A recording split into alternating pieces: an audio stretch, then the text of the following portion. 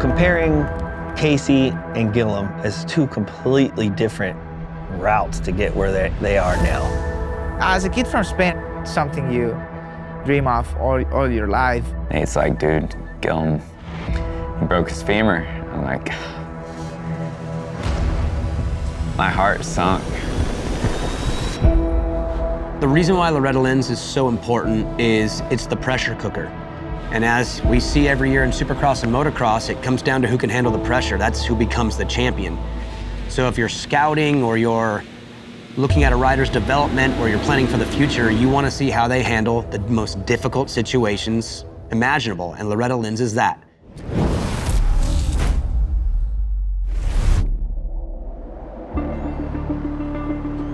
I think the sport is in one of the best spots it's been in since I've been around. I mean, I don't know a better time, to be honest. And the reason I say that is because I am living in the amateur world where it is so deep of talent right now. It is, every single class is so deep in talent. And then if you go all the way up to the very top, the 450 Supercross class, I've never seen it like this. So when you have that much depth and that much interest and that much talent, generations deep, I mean, the sport's in really good shape. Comparing Casey and Guillem as two completely different routes to get where they are now. Both ways are respectable and both ways make a lot of sense. Casey was more the traditional way, especially here in the US. He probably age 4 or 5 on a 50 has kind of hit his marks with hitting all the high level amateur races and growing and building and getting that experience along the way. And so his is more of a traditional route. It's not easy, but it's still more traditional. And then you got Guillem, who got introduced to a motorcycle early on, but ultimately didn't get the rhythm of racing, you know? So he's been more of a scrapper, a guy who picks up the pieces and is able to kind of just play the cards he's dealt along the way. And that's a whole nother way to go about it. And probably, I would say Casey, his whole life has thought, I'm gonna be a pro racer one day. Guillem probably didn't have that thought until way later in his life. Matter of fact, I know that's the way it is because I've spoken to him about it, and you know, all of a sudden it goes from something that you're like just having fun with to being your dream, and then you know, he's looking at coming from Spain to the US and racing on the highest platform in the world.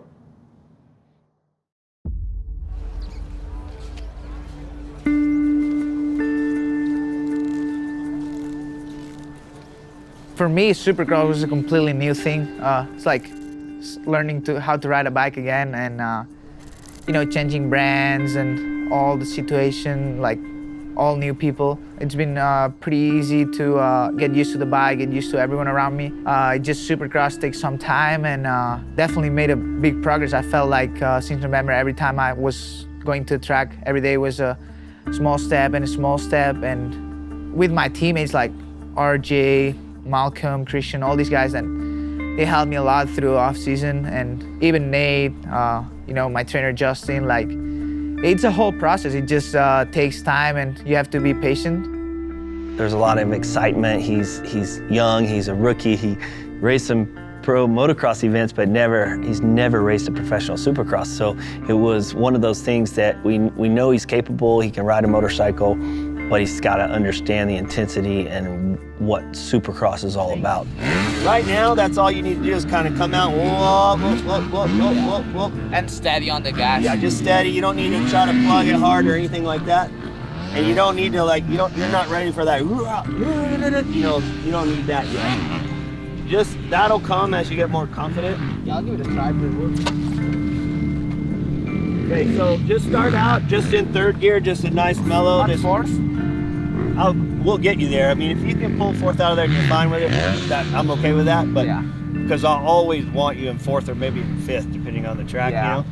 But just nice arc, and you just want to graze the first one, and it's a nice rock. Yeah, I'm gonna feel how it feels in fourth, and if it's too like.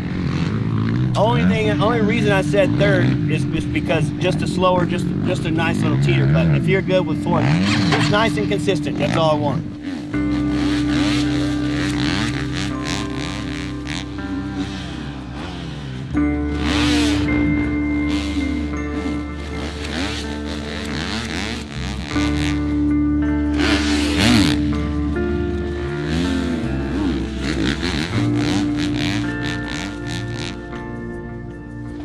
That's pretty good. It's not bad. Good recovery on that last one. Yeah. You were gonna miss. You pushed your rear wheel down, so then it teetered you into the next one, so you didn't have to skip a whoop. Yeah, this one's not bad at all to start hitting. No. It's a patience thing, and you're not getting away with it. You know, you're just kind of taking it step by step. Yeah. As a kid from Spain, I never got to like ride factory bikes, ride in these facilities and stuff. So first time they open that gate and you see like all the people that are just there for you, working for you every day. The tracks, everything. It's like something like you just see on YouTube, you know, like something you dream of all your life. Era muy inquieto con la moto, siempre me sorprendía porque siempre quería mejorar, siempre. Siempre cuando hacíamos una manga paraba y decía, ¿dónde puedo mejorar? ¿Dónde puedo...?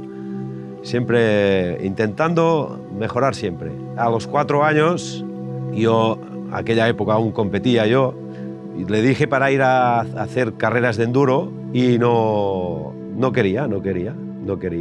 Pasaron 2 o 3 años, cuando tenía 7 o 8, después me lo pidió él para ir a las carreras y desde entonces que hemos competido enduro, motocross, un poco de todo. Está súper orgulloso de la persona que se ha convertido y de cómo él no tiene problemas para irse solo. Lo que pasa que es complicado a tanta distancia teniéndolo compitiendo aquí. Yo cuando me suena el teléfono se me cae la gota de sudor porque bueno, se pasa mal. Al no estar aquí es lo que me sabe más mal, perderme lo que está viviendo él.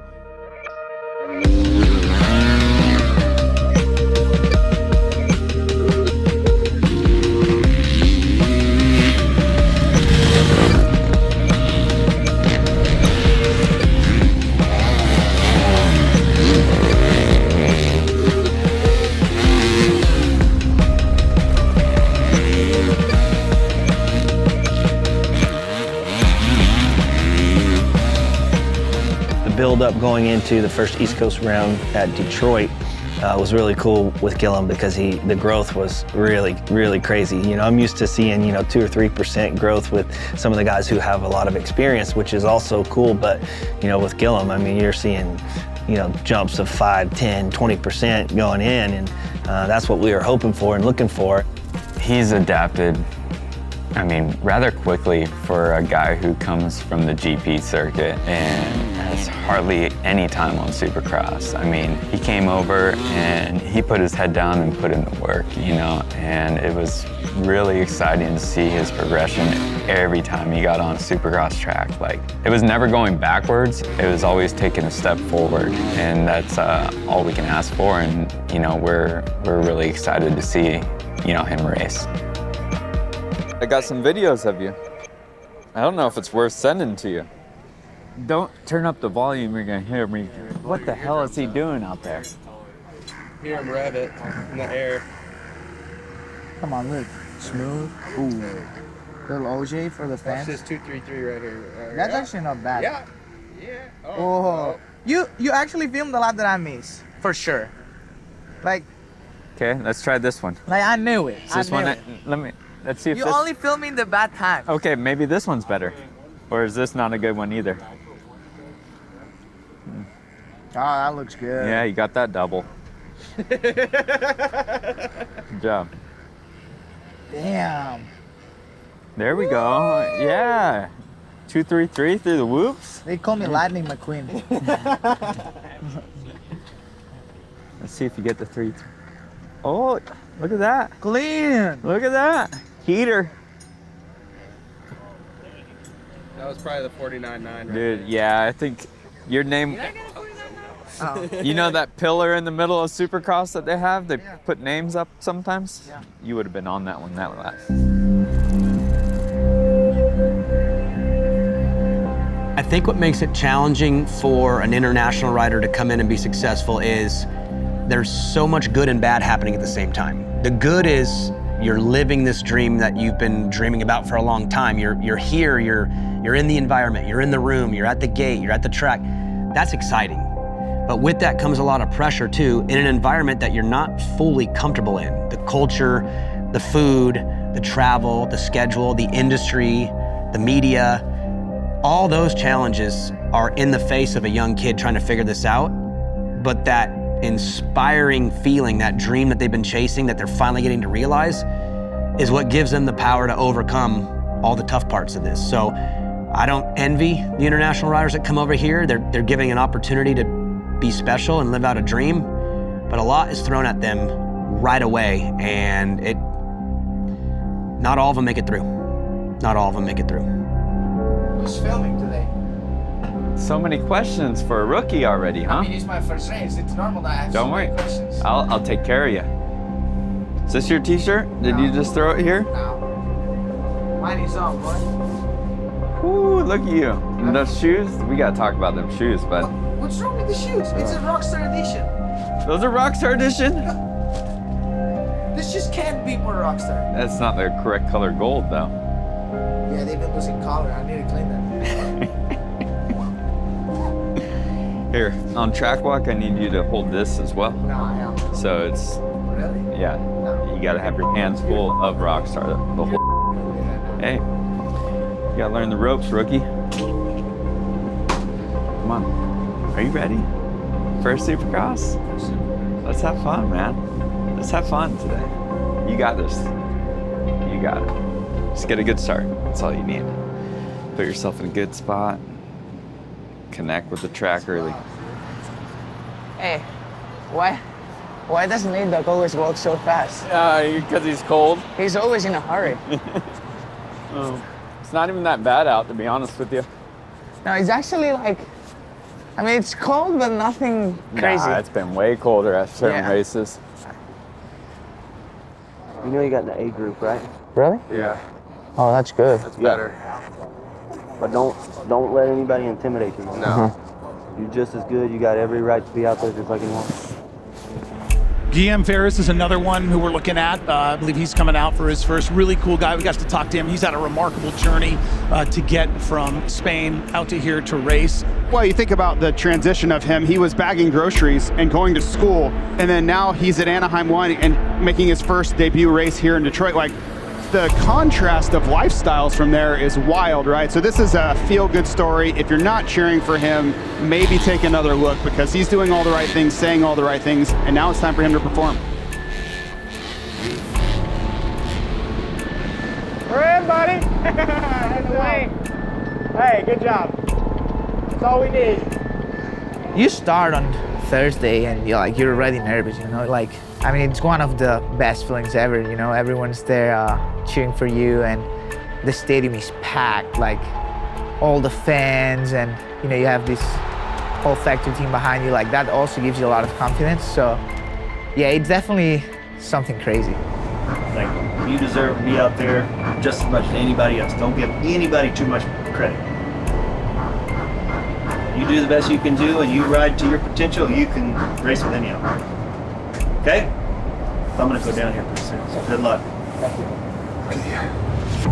Guillem Perez, Spanish rider riding for Rockstar Husqvarna.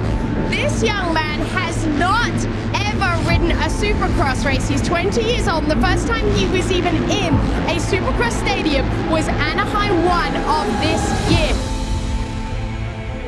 Dude, to walk into that stadium and see those fans, I'm sure, you know, it can either crumble you or you can use it to your motivation. So this is it, 22 riders on the gates. It will race for 15 minutes and a lap. The opener for 250 East in Supercross. Here we go.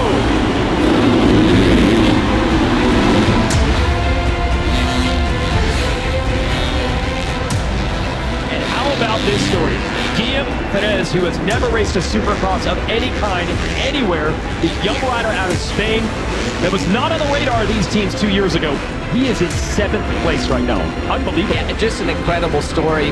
Will Christian was telling us a little bit about it earlier on. And I mean, this guy was 17, 18 years old, living in Spain, and he got a fill-in ride for the German championship. And as he was doing that fill-in ride, they call said, you got to get this guy over here. He tried out for that. Now he is. Here he is. He said when he got that call, he thought it was a prank. Yeah. But they booked him a flight. He came to America. Now with Husqvarna. Very good.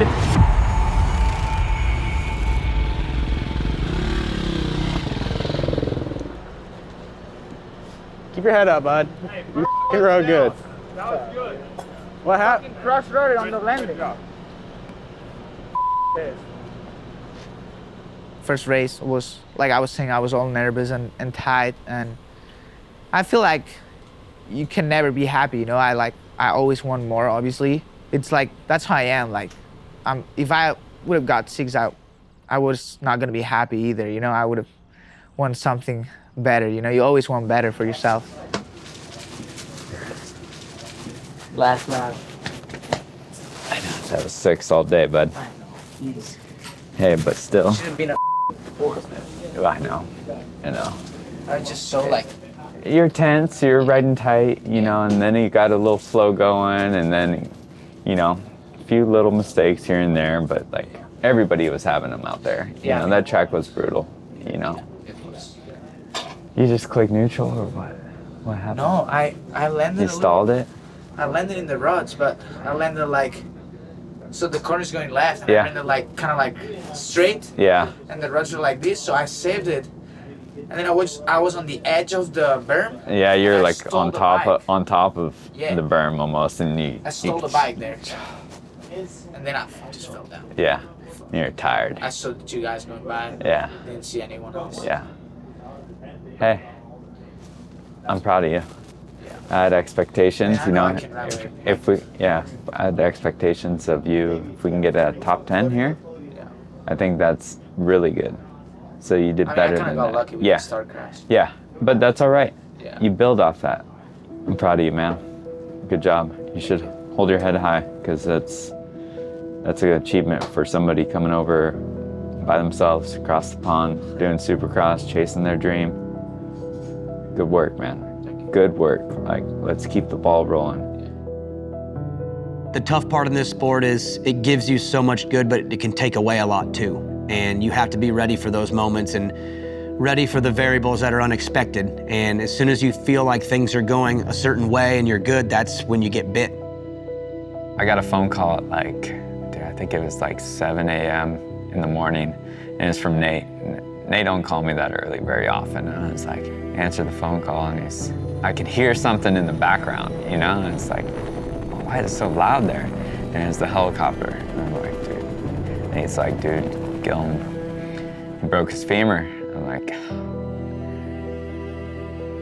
my heart sunk, you know, like that hurt. Like, I can just, Guillem is such a good kid and such a happy kid, and like, for a kid who's willing to risk everything to chase his dream, to come all the way over from Spain, you know, no family, no nothing over here, and see how passionate he is about the sport, and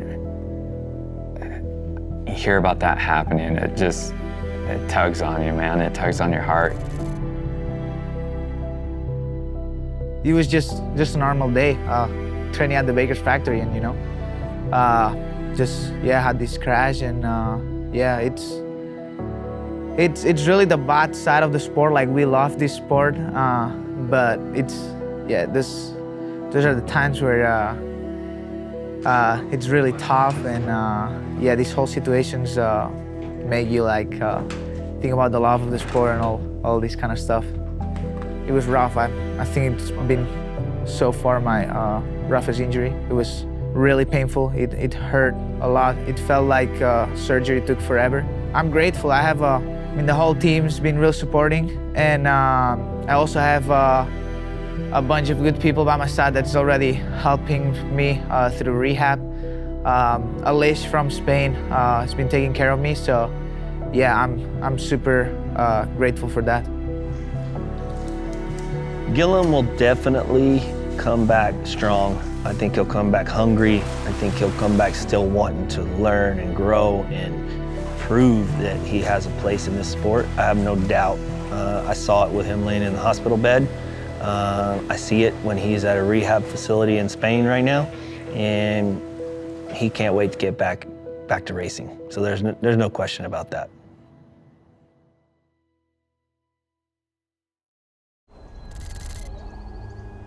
Crazy how this could possibly be Casey's last amateur race, or for sure last race at Loretta Lynn's.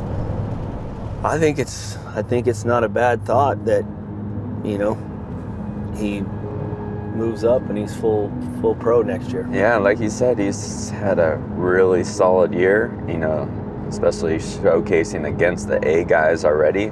Right. You know, right. So it's almost like, hey, you can kind of look at it two different ways. Like it was somewhat of an A year as well, because he raced the A guys in the futures class at the combine, and he's proved that he can, you know, elevate to that level. For Casey in 2023, a pretty big year for him. You know, he got onto our elite Rockstar Husky program and had high hopes and big goals set, and really, I mean, he executed the year very, very good. Unfortunately, when you look at Loretta's for that year, you know, one of the first motos of the week for him, he had a small crash, but unfortunately popped his shoulder out. The reason why Loretta Lynn's is so important is it's the pressure cooker. And as we see every year in Supercross and motocross, it comes down to who can handle the pressure. That's who becomes the champion. So if you're scouting or you're looking at a rider's development or you're planning for the future, you want to see how they handle the most difficult situations imaginable, and Loretta Lynn's is that. The kid toughed it out the remainder of the week, and you know, still ended up bringing home one championship, which is awesome. And you can just tell that Casey's one of those kids that has that fight, you know. Now looking back and not knowing the damage that he did to his shoulder when he did fall at Loretta's and what he went through just trying to keep racing, it did change the dynamic of his first year under the big tent as a pro. You know, he still had to earn his Supercross points, so he needed to hit some of these Futures Supercross rounds, which he was pointed at Anaheim 2, which was the first Futures Supercross round of the season. Again, another crash at the practice tracks here in California, which then set him back another 3 or 4 weeks. Aimed for the next one, which was Daytona. So he got back healthy, got back on the bike. Didn't have a ton of time on the bike before racing the Futures at Daytona, but enough time where we were all confident he could go race and get the job done.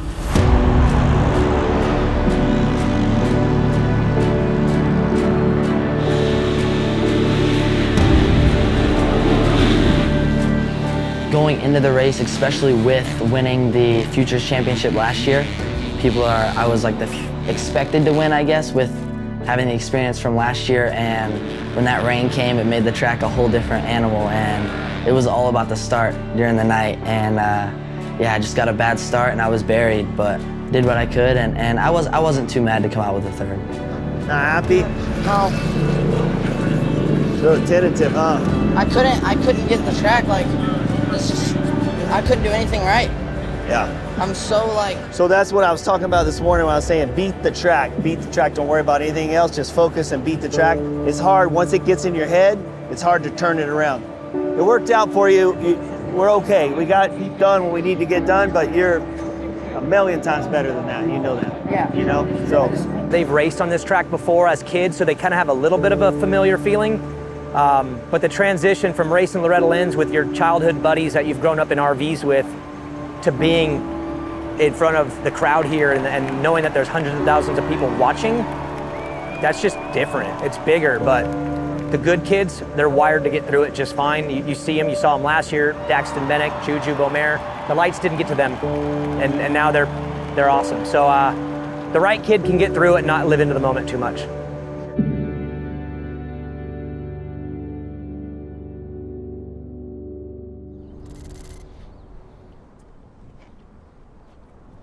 Pressure's on though, I'm up on the dance floor. Yeah. You know I hit my wedges just like I hit it last time. I'm Little gonna chunky. chunk it, it's gonna land about 5 yards short. What are the odds of a chunked wedge here? 80%?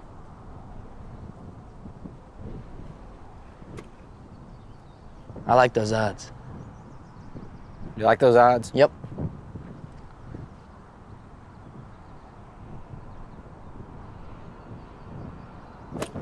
Oh, wow. He hit it good. We're gonna be... Oh, stay. Too much. Too much. You're too short and you're too long. I won the bet on the chunk, though. No chunk. 20% chance. No chunk. My grandpa actually owned a motorcycle dealership back in the day, so that's how I kind of got into racing. And he still has that dealership. It's in Mississippi. So for like my 3rd birthday, he got me a little 50, and ever since then, you know, got my first race, and I've been hooked since. You know, racing is always like, some people think of it like as a job, and some people, you know, just go have fun. And we all started, we're all here just because we wanted to have fun. So that's the main goal, is just always have fun with it and continue to push myself to get better every day. And if we can enjoy it and have fun while we're doing it, it makes it even better. Oh, good putt. Good putt. You know, we used to spend a lot of time together at the track, and you know, because when he was younger, I was his mechanic and his mom was his mechanic, and we shared that we were together every day, 24 hours a day. And now he leaves and goes to work, and I leave and go to work, and you know, I'm there at the races, but I'm not there every day watching him ride or doing his bike work. And so this is just kind of takes the place of that, what we used to spend together. Now we spend together on the golf course. Good putt. It's a good hole. Good hole. 2 pars, par. I'll take that. Good game, my friend. Good game. You still won. Still won by a stroke. Oh yeah, still the champ.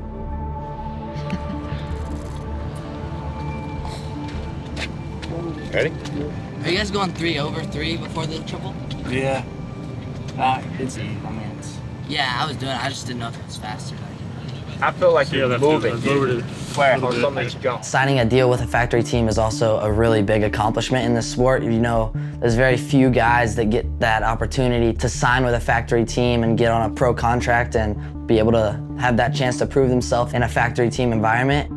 That was a huge goal of mine as well, being able to check that off the list and then get this year and next year to be able to progress and continue forward with the team, and I'm super stoked to have the opportunity. There's a lot of kids that are superstars on mini cycles, you know, anything super mini and below. And then, you know, once they get on a big bike, maybe they find it a little tougher to adapt to. You can usually pick out who's gonna have the fight and the determination to, you know, adapt and make it on a big bike. You know, we try not to look too early. We want these kids to develop before you can actually make a connection with them.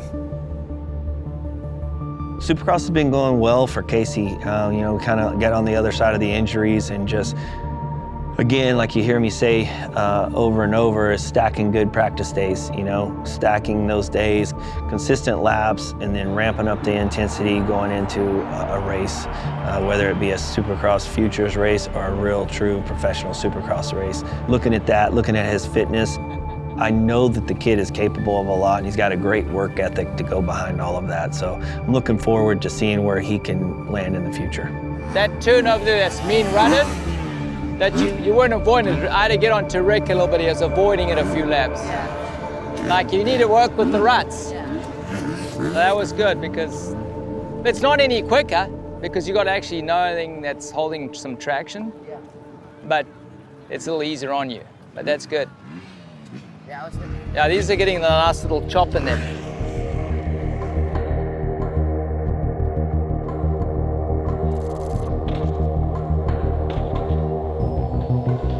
Bro. Morning.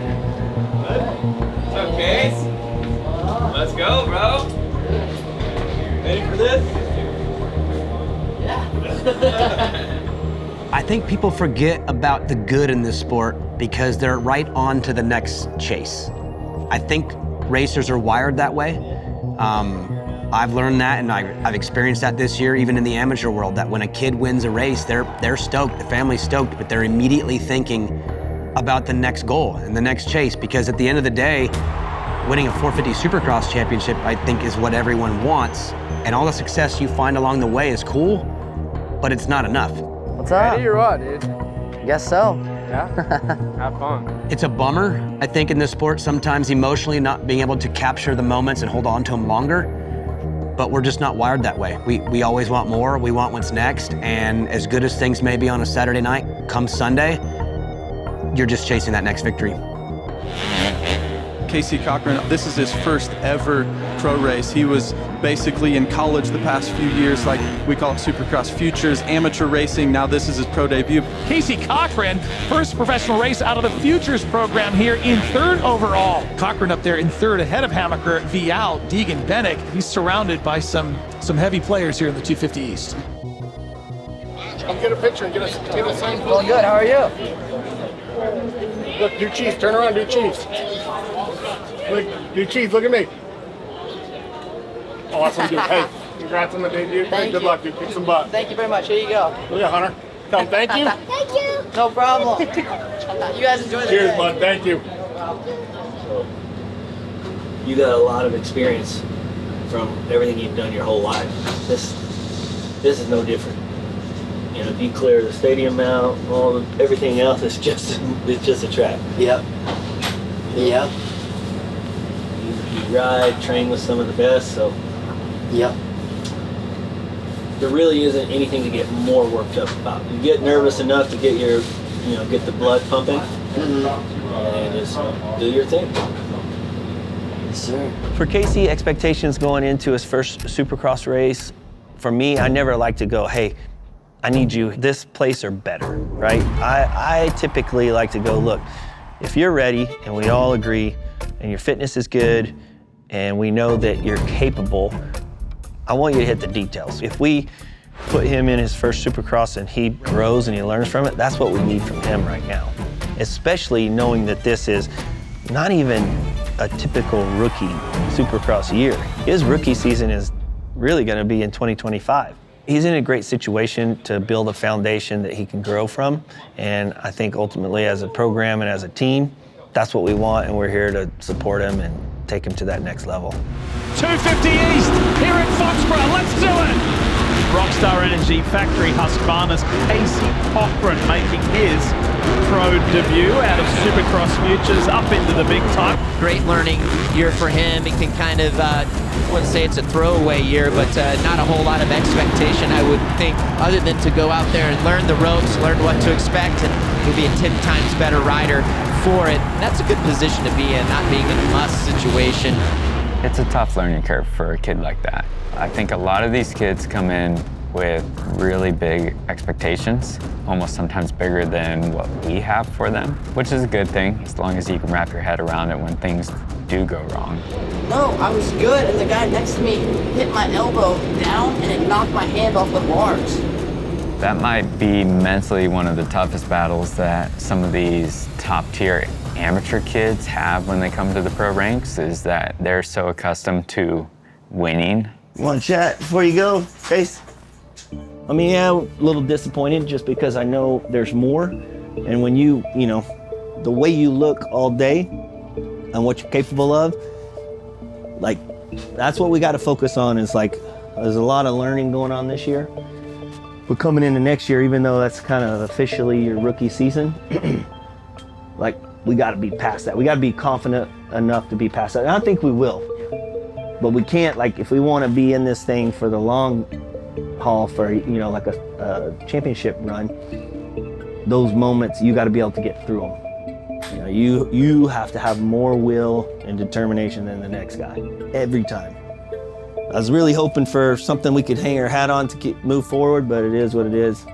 You just got to keep working. You got to keep stacking good weeks, and then sooner or later that will shine in the main events or the motos as far as motocross. You're very, very, very capable.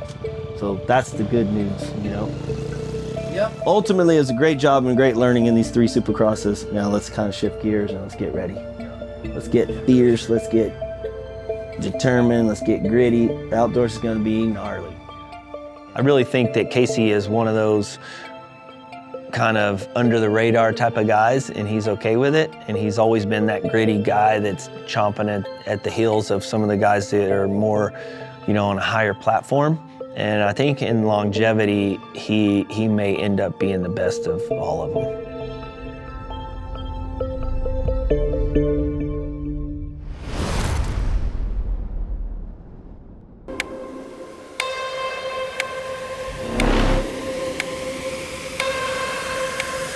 There's points where it's like, man, maybe I'm not the guy. Maybe I'll never win a championship. Tonight, the best of them all, RJ Hampshire. It has been 10 years in the making. First year for him to have that red plate. He has it now tonight going into what could be, guys, the most important race of his career.